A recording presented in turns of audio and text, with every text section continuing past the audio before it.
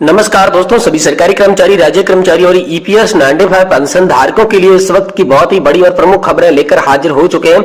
जी हां दोस्तों, आप सभी के लिए पहली और बड़ी खबर की बात करें तो ईपीएस 95 हायर पेंशन पर बड़ा दावा आप सभी के लिए बताया जा रहा है।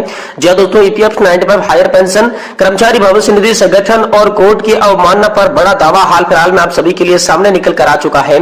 इसके बारे में दोस्तों आज की इस वीडियो के अंदर बात करेंगे। साथ ही दोस्तों बात करेंगे कर्मचारियों के लिए आई नई खुशखबरी। जी हां दोस्तों, डीए रेट्स अपडेट टेबल जारी कर दी जा चुकी है। सबसे बड़ी खुशखबरी है कि आखिरकार डीए के अंदर कितनी वृद्धि की गई है, इसके लिए नई टेबल सामने आ चुकी है।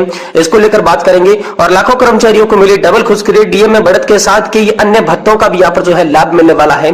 तो कौन कौन से अन्य भत्ते आप सभी को दिए जाएंगे, साथ ही केंद्रीय कर्मचारी और पेंशन धारकों को हो जाएगा लाखों का नुकसान, जल्दी से निपटा ले ये काम। जी हाँ दोस्तों, इंपोर्टेंट खबर आप सभी के लिए निकल कर आई। चाहे आप कर्मचारी है चाहे पेंशन धारक है, आप सभी को जल्दी से जल्दी ये काम कर लेना है। अगर आपने ऐसा नहीं किया तो लाखों का नुकसान भी आप सभी को हो सकता है। तो ऐसा क्या काम है जो आपको जल्दी निपटाना होगा। और साथ ही केंद्रीय कर्मचारियों को एक शानदार तोहफा है, खुशखबरी आप सभी के लिए आदेश जारी हो चुका है। तो अभी डीओपीटी ने जारी किया महत्वपूर्ण आदेश, पेंशन धारकों और कर्मचारियों की हो गई बल्ले बल्ले। तो आखिरकार पेंशन धारकों और कर्मचारियों की बल्ले बल्ले कैसे हुई है। साथ ही दोस्तों आप सभी की एडिशनल पेंशन बहाली को लेकर भी आज की इस वीडियो के अंदर बात करने वाली है। यानी कि पेंशन से जुड़े तमाम बड़े मुद्दों की चर्चा आज की इस वीडियो के अंदर करेंगे। इसलिए आप सभी से निवेदन है कि दोस्तों आप वीडियो को लास्ट तक जरूर देखिएगा। तो सबसे पहले दोस्तों ईपीएस 95 पेंशन योजना को लेकर कर्मचारी भविष्य निधि संगठन यानी कि ईपीएफओ और कोर्ट की अवमानना पर बड़ा दावा किया जा रहा है। इसके बारे में बात करेंगे, लेकिन इससे पहले आप सभी से निवेदन करना चाहेंगे कि दोस्तों अगर आप हमारे चैनल पर पहली बार विजिट कर रहे हैं, हमारी वीडियो को पहली बार देख रहे हैं, तो दोस्तों आप हमारे चैनल को सब्सक्राइब करें, साथ ही वीडियो को लाइक करें। तो चलिए बिना किसी देरी के आज की इस वीडियो के अंदर खबरों का सिलसिला शुरू करते हैं। और सबसे पहले आपको बता दें कि ईपीएस 95 हायर पेंशन को लेकर ईपीएफओ और कोर्ट की अवमानना पर क्या बड़ा दावा हाल फिलहाल में सामने आ रहा है। जी दोस्तों, पेंशन भोगियों का कहना है कि पेंशन भोगी भारी मानसिक और शारीरिक दबाव का सामना कर रहे हैं। जी हां दोस्तों, सुप्रीम कोर्ट के फैसले के बाद ईपीएस पेंशन के मामले की यात्रा पर पेंशनर्स इंद्रनाथ ठाकुर ने पूरी हड़ताल करके एक पोस्ट किया। इस पोस्ट में दावा किया गया था कि 4 नवंबर 2022 को सुप्रीम कोर्ट ने पेंशनर्स के पक्ष में बहुत ही शासीय निर्णय दिया और न्याय दिया।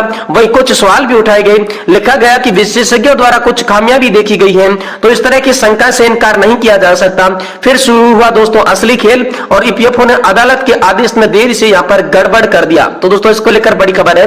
इससे ईपीएफओ साइट पर अफरा तफरी मच गई। कोर्ट द्वारा दी गई समय सीमा के 4 महीने के बाद लिंक उपलब्ध होने के बाद उन्हें इसे पीपीओ से लिंक करने का बजाय यूएन से लिंक कर दिया गया, जो कि 2018 तक सेवानिवृत्ति लोगों के लिए सक्रिय नहीं था।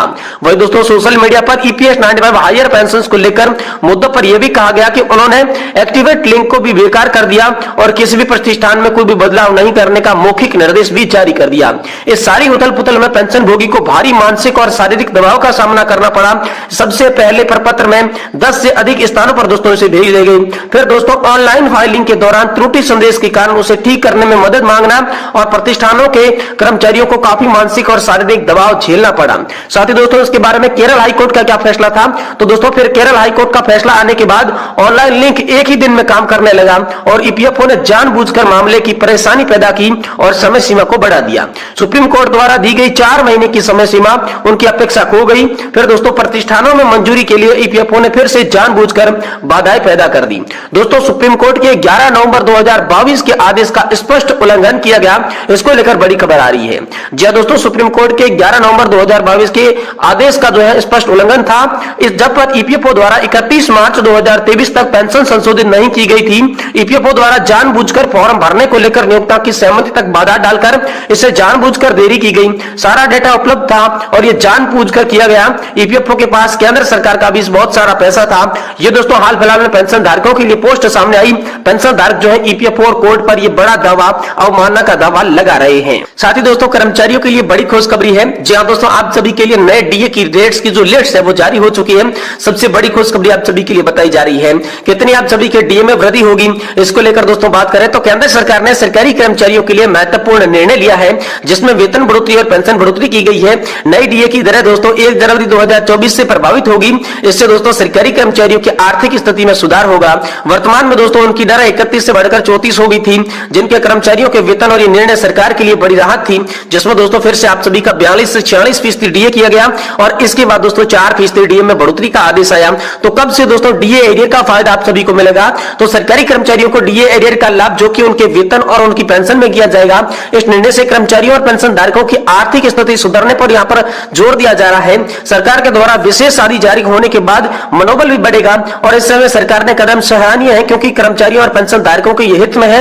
आप देख सकते हैं यहाँ पर डीए की रेट्स भी आप सभी के लिए जारी कर दी गई है। बड़ी लिस्ट आप सभी के लिए सामने आ चुकी है।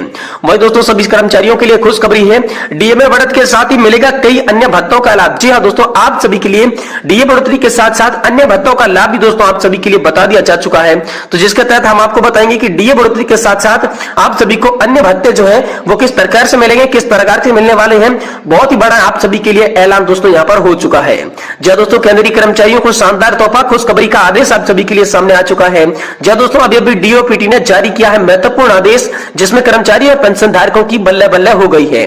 जी दोस्तों, महंगाई भत्ता 50% होने के बाद केंद्रीय कर्मचारियों के लिए 6 भत्तों में बढ़ोतरी को लेकर कार्मिक विभाग द्वारा आदेश जारी किए गए हैं। इसमें दोस्तों 48 लाख से ज्यादा सेवारत कर्मचारियों को फायदा होगा और 2/4/2024 को डीओपीटी के द्वारा केंद्रीय कर्मचारियों को मिलने वाले अलाउंस के बारे में एक महत्वपूर्ण ऑफिस मेमोरेंडम जारी किया गया। 1 जनवरी 2024 से ही केंद्रीय कर्मचारियों का महंगाई भत्ता 50% हो चुका है। अब केंद्रीय कर्मचारियों को कई भत्ते बढ़कर मिलेंगे, उनके भत्तों में लगभग 25% की बढ़ोतरी हो चुकी है। तो डीओपीटी द्वारा आदेश जारी किया गया जिसके तहत 6 मुख्य भत्ते दोस्तों आप सभी के लिए बताई जा रही हैं, जिसमें पहला है चिल्ड्रन एजुकेशनल अलाउंस और हॉस्टल सब्सिडी, जिसमें दिव्यांग बच्चों के लिए भी चिल्ड्रन अलाउंस है। दूसरा है दोस्तों जोखिम भत्ता यानी कि रिस्क अलाउंस। तीसरा है नाइट ड्यूटी अलाउंस। चौथा है ओवर टाइम अलाउंस। पांचवा है दोस्तों पार्लियामेंट असिस्टेंट अलाउंस और छठा है दिव्यांग महिला कर्मचारी के लिए बाल देखभाल स्पेशल भत्ता।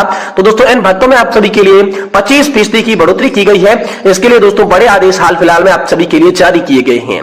साथ ही दोस्तों कर्मचारियों और पेंशन धारकों को हो जाएगा लाखों का नुकसान, जल्दी से निपटा ले ये काम। तो दोस्तों आखिरकार जल्दी से लाभ कौन सा काम निपटाना है, तो केंद्र सरकार की तरफ से एक महत्वपूर्ण आदेश जारी किया गया है। आपकी जानकारी के लिए आपको बता दूं कि केंद्र सरकार ने केंद्रीय कर्मचारियों और पेंशन भोगियों के स्वास्थ्य देखभाल के लिए सीजीएचसी की शुरुआत 1954 में की थी। इस योजना का उद्देश्य सरकारी कर्मचारियों और पेंशन भोगियों के साथ उनके आश्रितों को स्वास्थ्य सेवा प्रदान करना है। इसका लगभग दोस्तों 41 लाख से अधिक लाभार्थी इस योजना का लाभ उठा रहे हैं। केंद्र सरकार ने दोस्तों सीजीएचएस से बड़े नियमों में बदलाव कर दिया है, जो कि आपके लिए जानकारी जाना बेहतरीन जरूरी है, वरना दोस्तों आप सभी को स्वास्थ्य सेवाओं का लाभ नहीं मिल पाएगा। भाई दोस्तों यहाँ पर आप सभी की एडिशनल पेंशन बढ़ोतरी को लेकर बड़ी खबर हाल फिलहाल में सामने आ चुकी है। केंद्र सरकार ने एडिशनल पेंशन भुगतान करने के लिए निर्देश जारी कर दिए हैं और बैंकों को इसके आदेश मिल चुके हैं। जब दोस्तों पेंशन भोगी इससे लेकर काफी कंफ्यूजन में थे कि आखिरकार उनको एडिशनल पेंशन का भुगतान किस प्रकार से किया जाएगा। तो जैसे ही दोस्तों पेंशन भोगी 80 साल की उम्र पूरी कर लेते हैं तो उनकी बेसिक पेंशन में 20% की बढ़ोतरी हो जाती है। इसका फायदा पेंशन भोगियों के साथ साथ फैमिली पेंशन भोगियों को भी दिया जाता है। तो उसकी पूरी डिटेल से हम आपको बताते हैं कि आखिर कितनी एज पर सभी को कितना पेंशन बढ़ोतरी मिलेगा। तो दोस्तों यहां पर बात करें तो 80 से 85 वर्ष की आयु के साथ साथ दोस्तों आप सभी को फैमिली पेंशन और बेसिक पेंशन के अंदर 20% का फायदा मिलेगा। वहीं अगर आपको 30% बेसिक पेंशन और फैमिली पेंशन का फायदा लेना है तो दोस्तों आपकी एज 85 वर्ष से लगाकर 90 वर्ष के बीच में होनी चाहिए, तभी आपको 30% एडिशनल पेंशन का फायदा मिलेगा। और 90 वर्ष से लगाकर 95 वर्ष से कम वाले लोगों को 40% एडिशनल और फैमिली पेंशन में बढ़ोतरी। वही दोस्तों 95 वर्ष से लगाकर 100 वर्ष जिनकी भी आयु हो चुकी है उससे कम है तो दोस्तों उन्हें बेसिक पेंशन के अंदर 50% का जो है लाभ देखने को मिलेगा।